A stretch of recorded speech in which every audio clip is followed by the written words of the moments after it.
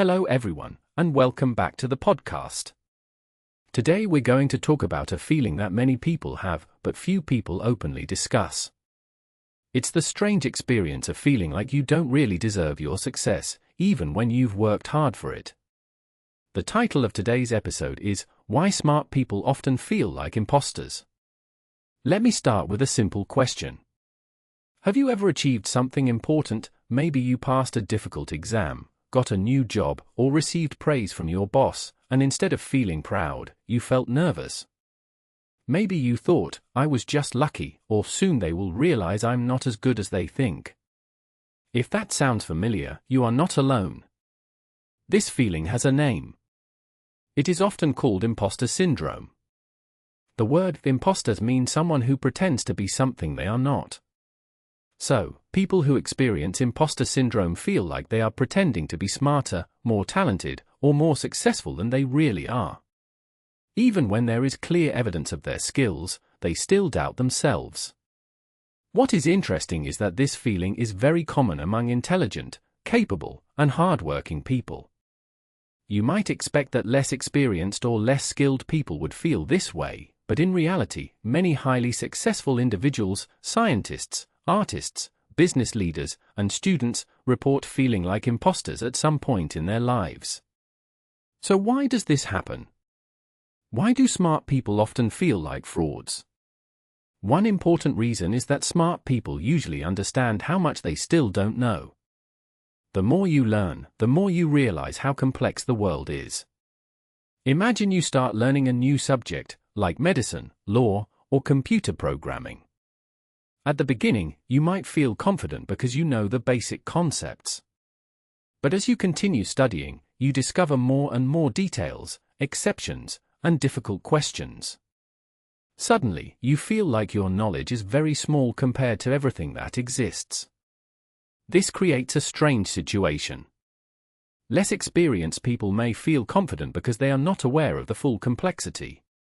But more knowledgeable people see all the gaps in their understanding. As a result, they may judge themselves more harshly and feel less confident, even though they actually know more. Another reason is high expectations. Smart people are often praised from a young age. Maybe teachers, parents, or friends told them, "You are so intelligent," or "You always get the best results." At first, this sounds positive, and it usually is. But over time, this label can become heavy. If you believe that others expect you to always be excellent, you may start to fear making mistakes. When you finally face a difficult challenge, and everyone does sooner or later, you might feel like you are failing your own image. Instead of thinking, "This is hard, and I will learn from it," you might think, "If I were really smart, this would be easy." This kind of thinking can quickly lead to imposter feelings. There is also the problem of comparison. We live in a world where we constantly see the achievements of others. On social media, people usually show their best moments, their promotions, their awards, their perfect projects. We rarely see their failures, doubts, or bad days. If you compare your full life, with all its struggles, to someone else's highlight reel, you will probably feel that you are behind. Smart people often compare themselves to other smart people.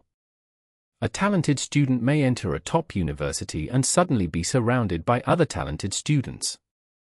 A successful professional may join a company where everyone is experienced and skilled. In these environments, it is easy to feel average or even below average, even if you are actually performing very well. Let's also talk about personality. Many intelligent people are also perfectionists.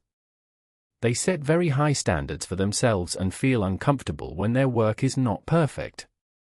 Perfectionism can be useful in some situations because it encourages careful and detailed work. However, it can also create constant dissatisfaction. If your goal is always perfection, then normal, human mistakes start to feel like proof that you don't belong. Another important factor is how we explain our success. People who struggle with imposter feelings often believe that their achievements are the result of luck, timing, or help from others, rather than their own ability. For example, someone might say, I only got this job because the interview questions were easy, or I only passed the exam because the teacher was kind. At the same time, they blame themselves fully for any failure. This creates an unfair situation inside their own mind. Success is explained by external factors, and failure is explained by personal weakness. Over time, this way of thinking strengthens the belief that you are not truly competent. It is also important to remember that imposter feelings do not mean you are actually an imposter. They are emotions and thoughts, not facts. Our brains are very good at creating stories, especially negative ones. Just because you feel like you don't belong does not mean that it is true. Let's look at a simple example. Imagine two employees start working at a new company on the same day. Both of them have similar skills and experience. After a few weeks, one of them thinks, "I'm learning a lot. It's normal that I don't understand everything yet." The other thinks, "Everyone else understands this faster than me. I must not be good enough." The difference here is not in their real ability, but in how they interpret the situation. Smart people often choose the second interpretation because they are used to being competent. When they suddenly feel confused or slow in a new environment, it feels like a big change. Instead of seeing it as a normal learning process, they may see it as evidence that they were overestimated before. Now you might be wondering, is imposter syndrome always a bad thing? Interestingly, a small amount of self-doubt can actually be helpful. It can keep you curious, motivate you to prepare well, and prevent you from becoming arrogant. If you always believed you were the smartest person in the room, you might stop learning and listening to others. However, when imposter feelings become too strong, they can cause stress, anxiety, and even stop people from trying new opportunities. Some people do not apply for better jobs, do not share their ideas, or avoid leadership roles because they are afraid of being exposed as not good enough. In this way, imposter syndrome can limit personal and professional growth. So what can you do if you often feel like an imposter? The first step is to recognize the feeling and give it a name. When you understand that this experience is common and has been studied by psychologists, it becomes less mysterious and less personal. You can say to yourself, "This is imposter syndrome speaking, not reality." Another helpful step is to look at the evidence. Instead of focusing only on your doubts, take time to review your real achievements. Think about the exams you passed, the projects you completed, the problems you solved, and the positive feedback you received. These are not accidents. They are results of your effort, learning, and ability. It can also help to talk about your feelings with trusted people. Many people are surprised when they discover that their colleagues, friends, or mentors have felt the same way.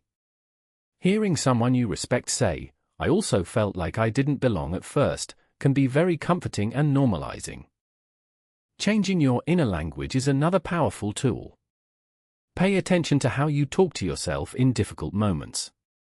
If you catch yourself thinking, "I'm so stupid," or "I will never understand this," try to replace those thoughts with more balanced ones, such as, "This is new to me, so it's normal that I need time to learn," or "I have solved difficult problems before, and I can do it again."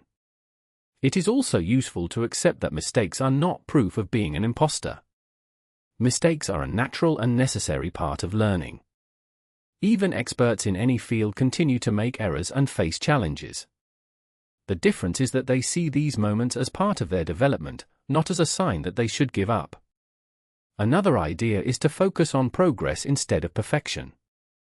Instead of asking, "Is this perfect?" you can ask, "Is this better than my last attempt?" This small change in perspective can reduce pressure and make it easier to keep moving forward. If you are in a position where you work with or manage other people, it is important to create an environment where questions and uncertainty are allowed. When leaders openly admit that they do not know everything, it gives others permission to be honest about their own limits. This can reduce imposter feelings for everyone in the group. Let's also remember that feeling like an imposter often means you are stepping outside your comfort zone. And that is usually a sign of growth. When you try something new, of course you will feel less confident at the beginning. That is not a sign that you do not belong. It is a sign that you are learning and expanding your abilities. Many successful people have shared stories about their own imposter feelings. Some famous actors have said that before going on stage, they were sure that the audience would discover they could not really act. Some well-known scientists have admitted that they sometimes felt they were just pretending to be experts. These stories show that even people at the top of their fields can struggle with self-doubt. So if you ever feel like you are the only one who thinks this way, remember that you are in very good company. Before we finish today's episode, I'd like you to think about one situation in your life where you felt like an imposter. Maybe it was your first day at a new school, your first presentation in a foreign language, or your first big responsibility at work.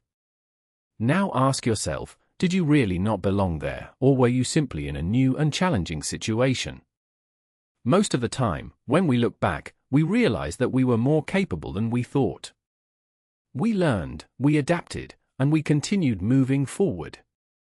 The fear of being exposed never became reality. Imposter feelings are powerful, but they are not permanent. With awareness, support, and practice, you can learn to see your achievements more clearly and treat yourself with the same kindness and fairness that you offer to others. Thank you for spending this time with me today. I hope this episode helped you understand why smart people often feel like imposters and reminded you that your doubts do not define your true ability. If you enjoyed this topic, you might consider sharing it with a friend or colleague who sometimes struggles with similar thoughts. Until next time, take care of yourself, keep learning, and remember, feeling uncertain does not mean you are a fraud. It often means you are growing.